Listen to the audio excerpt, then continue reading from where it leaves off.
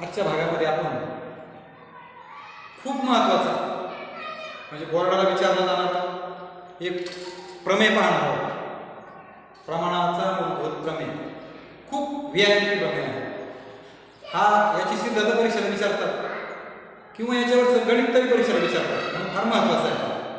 तर काय सांगतो तो प्रमेय? प्रमाणाचा मूलभूत प्रमेय काय सांगतो नीट पहा. त्रिकोणाच्या एका बाजूला समांतर असणारी रेषा बघा, हा त्रिकोण, हा त्रिकोण घेतला, ही बाजू आहे, तिला समांतर रेषा काढली बघा. त्रिकोणाच्या एका बाजूला समांतर असणारी रेषा, किती रेषा आहे? ह्या दोन बाजूंना दोन भिन्न बिंदू छेदते बघा. त्रिकोणाच्या एका बाजूला समांतर असणारी रेषा, त्याच्या उरलेल्या बाजूंना, त्या दोन बाजूंना भिन्न बिंदू छेदत असेल तर ती रेषा त्या दोन बाजूंना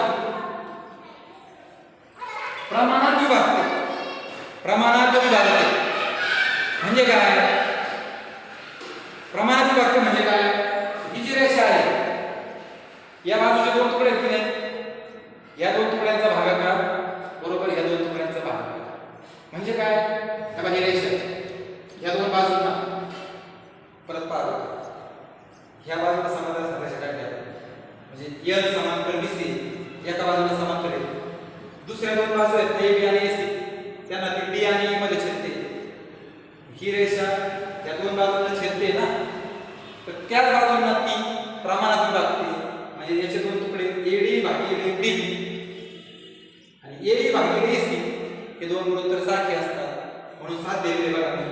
AD भागिले DB बरोबर A भागिले AC, AD भागिले DB बरोबर A भागिले AC. साध्य कळलं का? समजा अशी आकृती, समजा अशी, आता ही याला समांतर काढली, समजा दिसत नाही ती, ही याला समांतर आहे, ही याला समांतर म्हटलं बरोबर हे डोकं झालं. मग इथं PS भागिले S बरोबर PT भागिले PR याला म्हणायचं प्रमाणाचा मूलभूत. समांतर आलं झालं की लगेच ह्या दोन तुकड्यांचा भागाकार करू, ह्या दोन तुकड्यांचा भाग. समजलं का? प्रमाणाचा मूलभूत प्रमेय व्हेरी सिंपल. साध्य कळलं? आकृतीवरून आपण पक्ष द्यायचा असतो. काय? त्रिकोण ABC मध्ये ही याला समांतर आहे, लाईन L, इथं L नाव आहे, तुम्ही इथं लाईन L म्हणा किंवा लाईन DE म्हणलं तरी चालतं, पण मी L म्हणणार. लाईन L समांतर BC, आणि ही जी लाईन आहे ही AB आणि AC ला छेदते, D आणि E मध्ये. तेच मी बघा, लाईन म्हणजे रेषा, रेषा L ही रेषा L ही बाजू AB व बाजू AC ला बघा ना, रेषा L AB व AC ला बिंदू D आणि E मध्ये अनुक्रमे बिंदू D आणि E मध्ये छेदते. मग छेदला किती त्यांना किती सोपं आहे. रेषा L समांतर रेखा BC, रेषा L ही बाजू AB व AC ला अनुक्रमे बिंदू D व E मध्ये छेदते. बरोबर? सात सांगितलं. आता एक रचना करायची, इथून B पासून E, C पासून D, म्हणजे B आणि CD हे जोडायचे. काय जोडायचे? BE आणि CD जोडायचे. मग रचना, रेख B व रेख DC काढा. रचना कळली? रेख B आणि रेख CD काढायचं. येते का लक्षात? रेख B आणि रेख CD काढायचं, ही रचना आहे. सिद्धता विधान आणि कारण. आता आपण अशी काही गणित जे चार गुणधर्म आपण अभ्यास करतो त्रिकोण क्षेत्रफळाचे, त्याच्यामध्ये समान उंचीचे दोन त्रिकोण क्षेत्रफळाचं गुणोत्तर कसं असतं? समान उंची जर असेल तर पायांचा भागाकार करायचा. आता बघा बरं, हे दोन त्रिकोण घेतो मी, बघा नीट लक्ष द्या. हे दोन त्रिकोण ABE, ABE, BBE हे दोन त्रिकोण, बरोबर आहे का? डोकं इथे उंची सारखी आहे,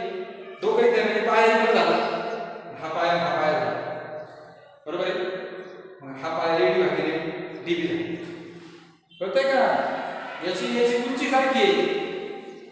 क्षेत्रफळाचा भाग कसा असेल? पायाच्या भागाला इतका. विसरलो का?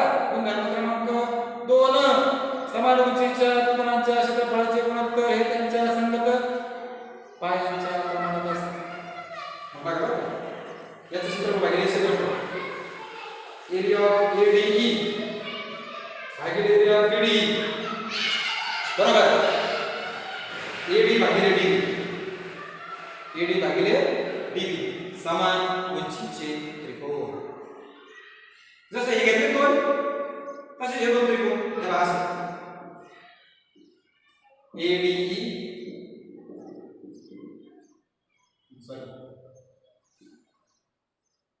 असे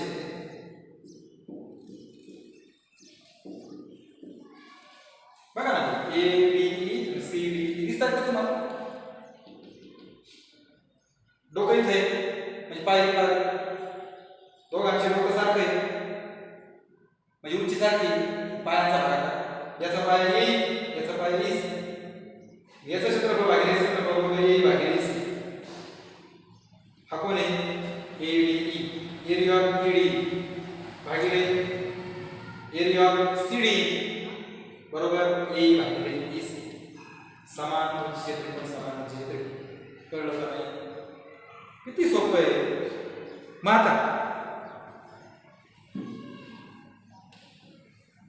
आता हे दोन समांतर रेषा आहेत. हे समांतर दिलं ना आपल्याला. मी मगाशी कसं सांगितलं, समांतर रेषा असतील तर समांतर रेषा असतील तर काय असतं?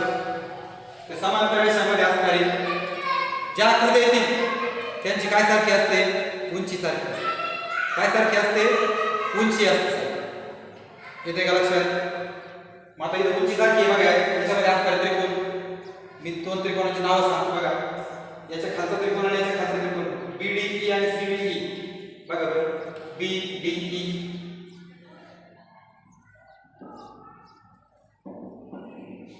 बीडीई हा त्रिकोण आणि इकडे सीडीई बघा बीडीई सीडीई.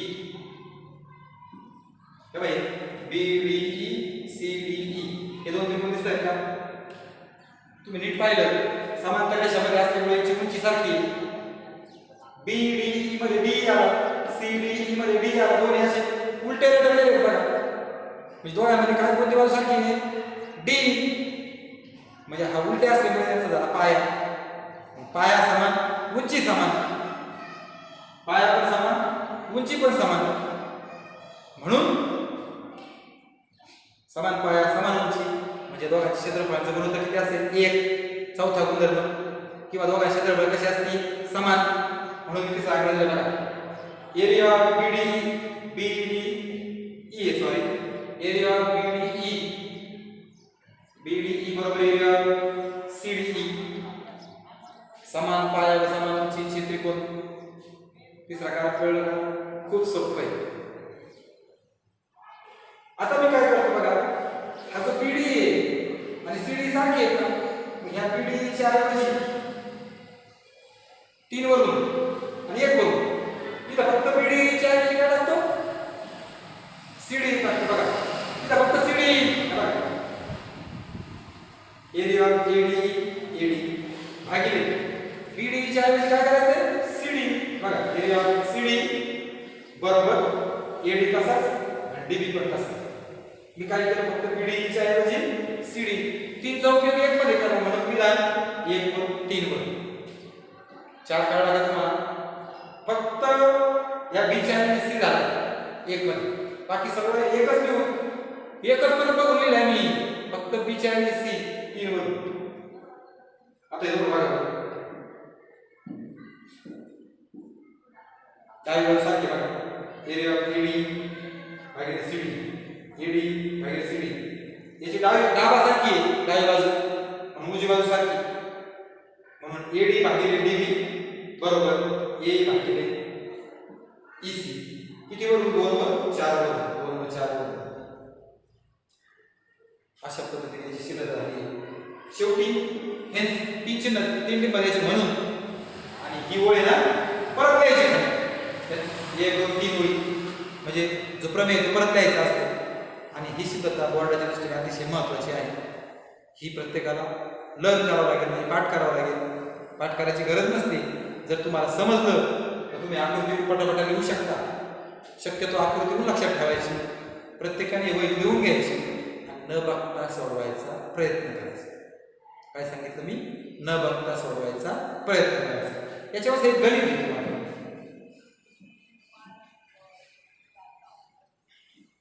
गणित घेण्यापूर्वी त्याचा व्याख्या सांगतो का? आता काय सांगितलं तुम्हाला? प्रमेय काय सांगितला?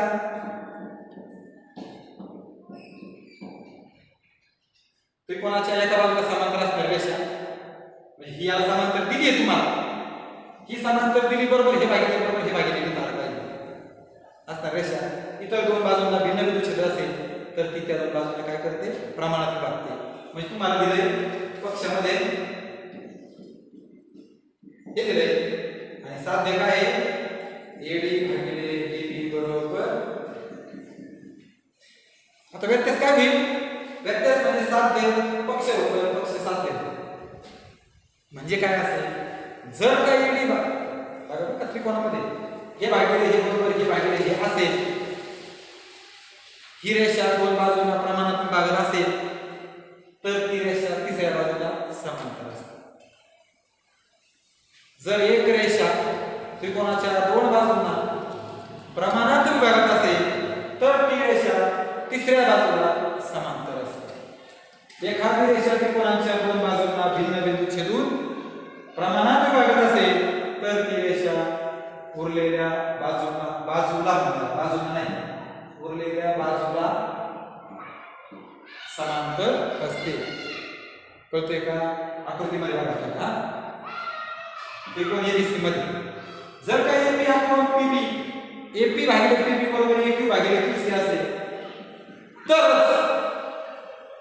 रेषा L ही रेख BC ला समांतर असते. मग आपल्याला जर विचारलं समांतर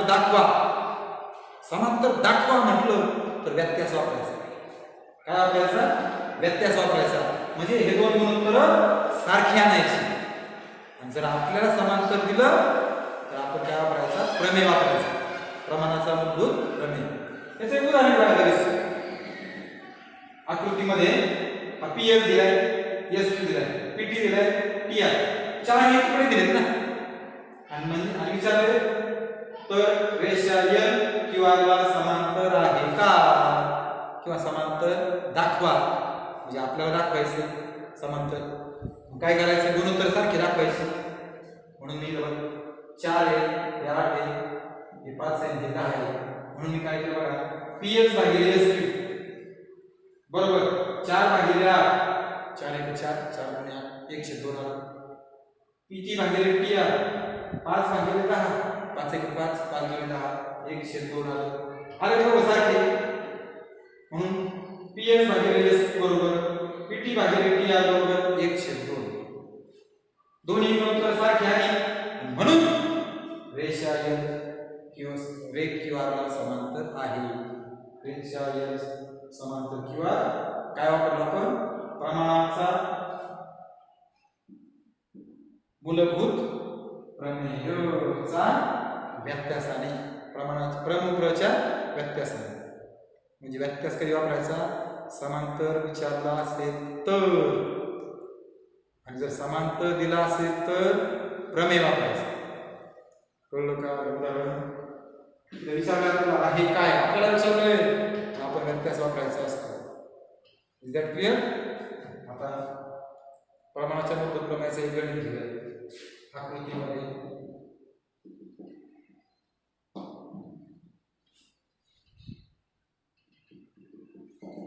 लाईन L रेषा L समांतर BC AD बरोबर 10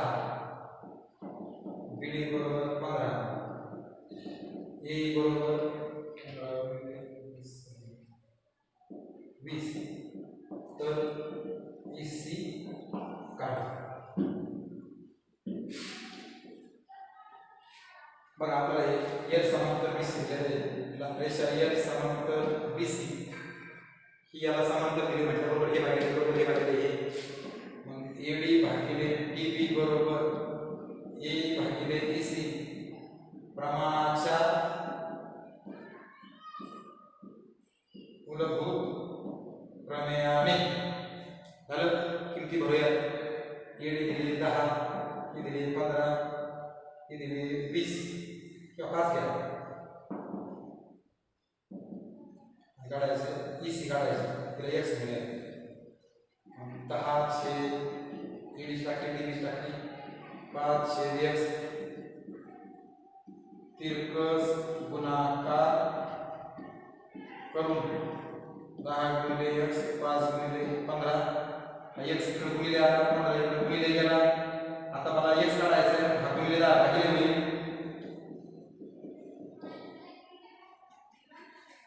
5 1 5 5 गुणिले 10. आता 15 ला 2 ने भागायचं. 2 7 3 14 झाल्याला 1 करून घ्यायचा 0 0 घ्यायचा. मग त्याच्याऐवजी काय दिला पॉईंट. 2 पंचे 10 म्हणजेच ईसी बरोबर 7.5 एकक असं उत्तर द्यायचं. अजून एक गणित देवा. प्रमाणाच्या प्रमेयाचं एक गणित घेऊयात आणि मग आपण थांबूयात. पहा प्रमाणाच्या प्रमेयाचं एक गणित घेतो.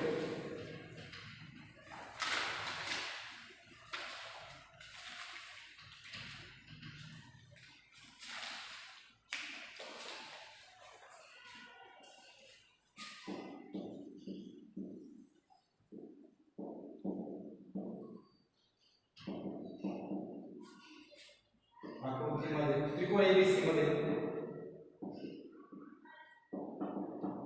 रेख डी समांतर रेख बीसी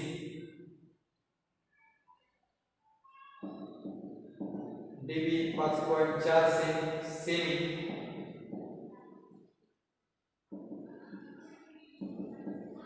एडी बरोबर 1.8 सेमी बीसी बरोबर 7.2 सेमी.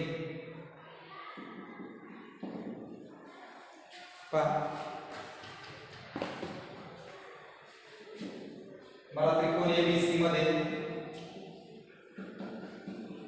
डी समांतर बीसी ही याला समांतर दिली आणि दिले किती एडी भागिले डीबी बरोबर ए भागिले ईसी प्रमाणाच्या मूलभूत प्रमेयाने लगेच घेऊन मोकळं व्हायचं कारण मला समांतर दिलेले आहे. आता किमती बघूया. एडी दिली का दिली बघा 1.8 डीबी 5.4 ए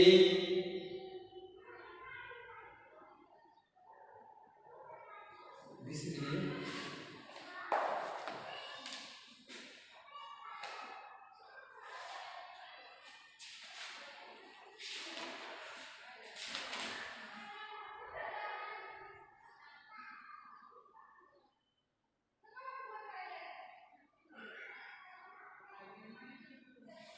ईसी सॉरी ईसी दिली आणि विचारले कोण की ए विचारले की ए इथं बघा डीबी दिली 5.4 एडी दिली 1.8 ईसी दिली 7.2 ही विचारले एक्स होणार मग एक्स भागिले 7.2 तिरकस गुणाकार करून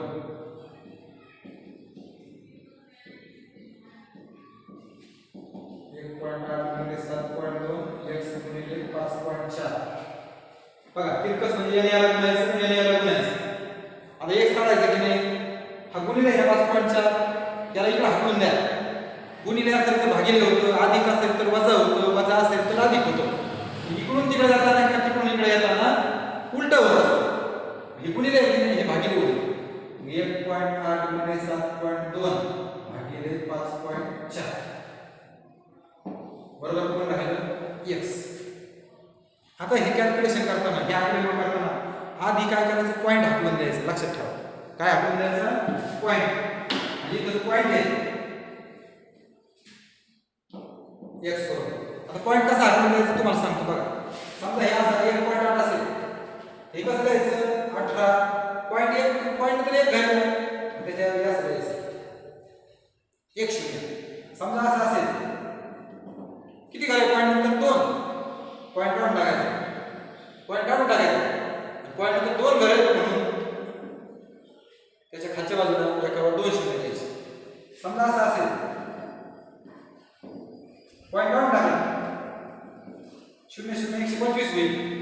पॉईंट नंतर 1 2 3 4 घर आहेत एकावर 4 शून्य येते 0.7 आहे पॉईंट नंतर 1 घर आहे कळतंय का याच्या उलट जर असं असेल खाली असेल हा पॉईंट काढून टाकायचा पॉईंट नंतर 1 घर होतो म्हणून वरती एकावर 1 शून्य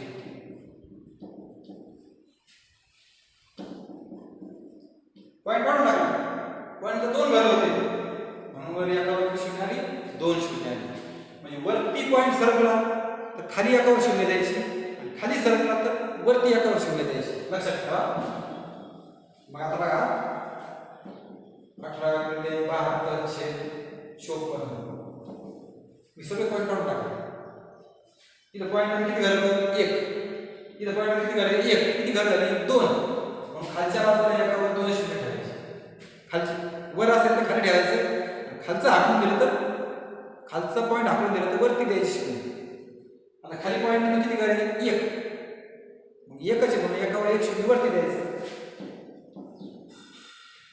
0 0 कॅन्सल आता 8 च्या पाड्यात 8 मध्ये 54 येतो पाडा नसेल पाड 2 ने भागायचं 3 ने पण भागायचं 6 ने पण जाईल 9 ने पण जाईल 9 सक 54 9 2 18 बे बे बे 6 बरोबर आता 3 आणि भागायचं 3 2 6 3 4 12 असं भागायचं वाटलं वरती काय राहिलं 24 खाली काय राहिलं 10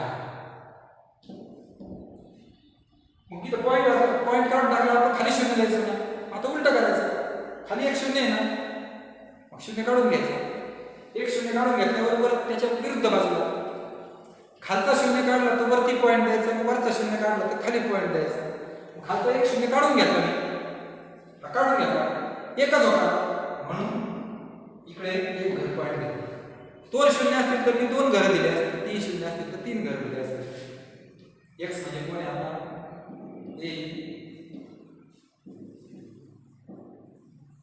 अशा पद्धतीने आपण प्रमेयाचे प्रमाणाचे प्रमेयाचे गणित सोडू शकतो याच्यामध्ये आणखी एक महत्त्वाचा प्रमेय आपल्याला पाहायचा आहे गुणधर्म पाहायचा आहे प्रमेय येतो सिद्धता येते त्याची परीक्षेला बोर्डाला VIP आहे त्याला कोण दुभाजकाचा गुणधर्म असं म्हणतात तो आता आपण पुढच्या तासाला घेऊयात आता आपण थांबूयात धन्यवाद